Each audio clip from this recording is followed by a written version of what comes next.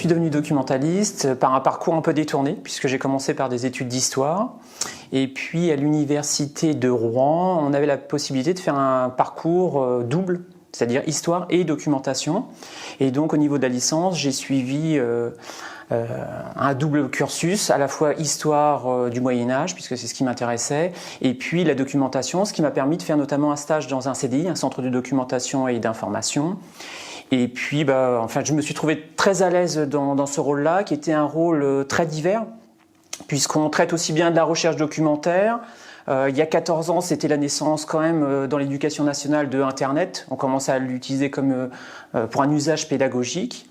Et puis, j'ai découvert à ce moment-là, il y a 15 ans, la littérature de jeunesse et le pouvoir qu'elle pouvait avoir pour à la fois faire réussir nos élèves, parce que c'est un formidable facteur de réussite, un facteur de développement de la créativité et de l'imaginaire, et puis aussi en termes de sociabilité.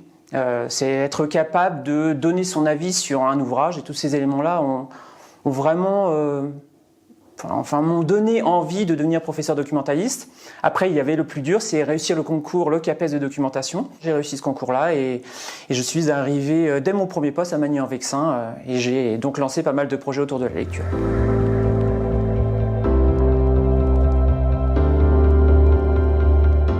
En fait, il m'a fallu à peu près 2-3 ans pour mettre en place ce qu'on appelle une politique vraiment de la lecture dans l'établissement. Il a fallu que je réunisse autour de moi mes collègues professeurs de lettres, parce que c'est vraiment des acteurs indispensables pour mettre en place une telle politique. Parmi les actions que j'ai mis en place, donc on a des prix littéraires de la 6e à la 3e.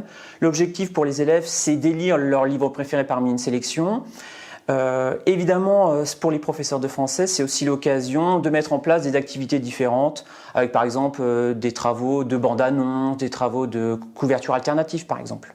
L'enjeu du prix, en fait, au départ, c'est donc faire lire 5 livres, c'est en parler, et puis surtout, l'objectif au départ, c'était à chaque fois avoir une rencontre avec un auteur par classe. Élire le meilleur livre avait, en fait, c'est le moindre de nos soucis, c'est pas ça vraiment l'enjeu. L'enjeu, c'est vraiment de faire lire des livres très différents, puisque notre sélection, elle est sur tous les genres, aussi bien du roman historique, du roman policier, du roman tranche de vie, montrer aussi des éditeurs méconnus des élèves. Et puis j'ai mis aussi en place un journal télé, donc qui s'appelle Croque Lecture et qu'on peut retrouver sur YouTube, où on a pour ambition de chroniquer et d'interviewer des auteurs, et c'est un moyen aussi de faire de la médiation entre pairs pour les élèves.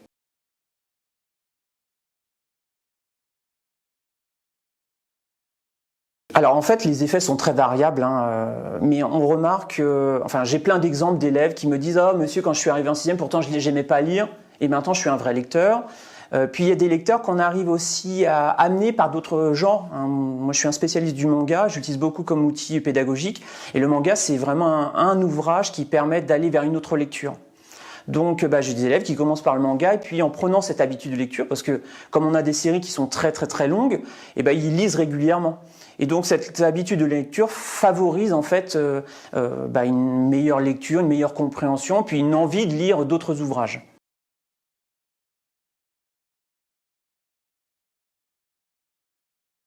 Le premier, il me semble, c'est de lire. Il faut être capable, je pense, que pour essayer d'emporter les élèves avec nous dans la littérature jeunesse, il faut leur proposer des titres qui peuvent leur plaire et il faut pouvoir les défendre. Et pour les défendre, il faut les avoir lus. Donc je pense que c'est le premier point, c'est bien connaître son fond de littérature jeunesse. Et puis deuxième point, c'est toujours adapter les lectures au niveau de nos élèves. Peut-être que des livres chez moi vont avoir un succès, puis dans un autre établissement, ils ne fonctionneront pas. Donc il faut être capable de bien analyser le public à qui on a affaire. Et puis, si je devais donner un dernier élément, c'est de rendre la littérature jeunesse vivante.